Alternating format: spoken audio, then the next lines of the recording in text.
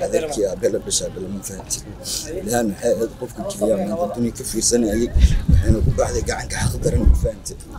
دولة المالين والبادية شعبك إذا ودارتي قاعد تيجي بحيان مدحينهم حاول دارتي رئيس الوزراء محاوضن كتا قدومي برلمانو إلهي ماذا كبقيني ومدى شعبك أهورتين الله قول لاينا مروا لبن عدالة كشقيني أنا ليزين سو حق إذنكم الله سو دتك أبارتين معهن وحا إذن كبريا يوداس ولا شيء وإني متي يمسوا الله ونسوا لكن وحا إذن كعدسنا يا وعدر إذن كل يا دتك دلي إنا قعدت بوصول التان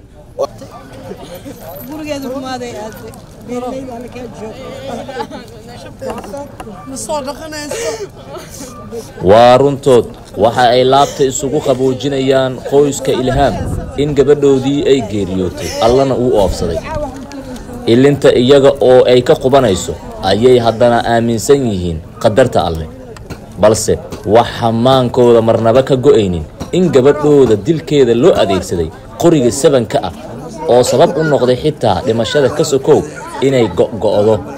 gacanteeda ku baxayaan madaxweynuhu maxaa u dhaaratay raiisul wasaaruhu maxaa wadanka ka tahay gudoomiye baarlamaano ilaahay maada ka baqaynin ummadda shacabka hortiina lagu laaynayo mar waliba cadaalada ka shaqeynayna dhaysiin soo xaq idinku ma lahan soo dadka u dhaarateen maahan waxa idinka baryayaa gabadhaas walaashii ah way dhimatay ima soo laabanayso laakiin waxa idinka codsanayaa oo cod dheer idinku leeyahay dadkii dilay inaa gacanta ugu soo dhigtaan oo cadaaladan ay imarsiisaan hadduu ilaahay karaale noqdo wargeena meeshaas ku diyo assalaamu calaykum inna lillahi wa inna ilayhi raaji'uun wala hawla wala quwwata illa billah azim geeridan nagu dhacday aadaan uga naxsanahay gabadheeda oo shalay iyadoo sooman oo siinay aaday oo mootaday saarneed si lagu dhiftay aada ugu xunnahay aad iyo aad ugu xunnahay xalay kamaana jiifanin ilaa hadda waa soo jeednaa dadka dhibkaas u geystay oo mas'uuliyiinta ahaay qalad ay galeen awgiis aadaan uga wada xunnahay dadaan loogu talagelin nabadda waxaa loogu talagalay booliis looguma talagelin ciidan military in meesha la soo dhigo qalad ay ku tahay hadduu ay maqlaayo madaxweynaha jamhuuriyadda federaalka hadduu ay maqlaayo waxay ku tahay qalad meesha ma ahan meel furun dagaal ka jira ma ahan booliiska loogu talagalay nabaddana booliiska loogu talagalay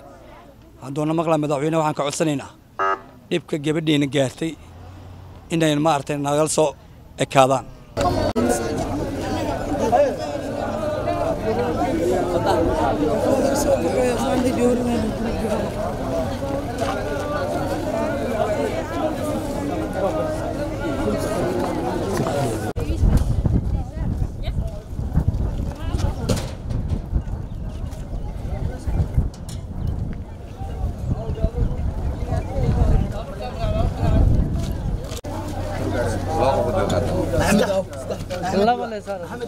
أحمد ديوع أحمد داوي